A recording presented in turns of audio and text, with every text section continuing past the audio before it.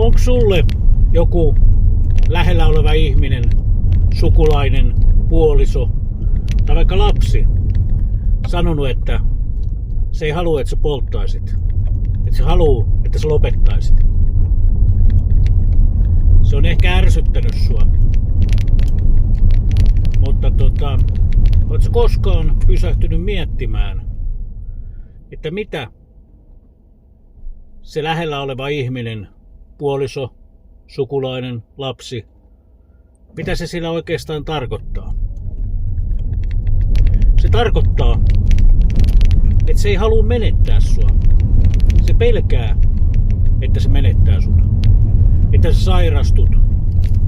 Tai ehkä jotain vielä pahempaa.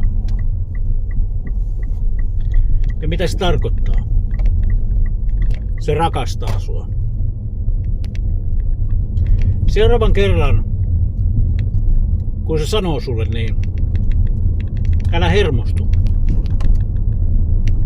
Tartu toimeen ja mene netissä osoitteeseen allenkar.fi tai googlaa, stumppaa tähän live-seminaari.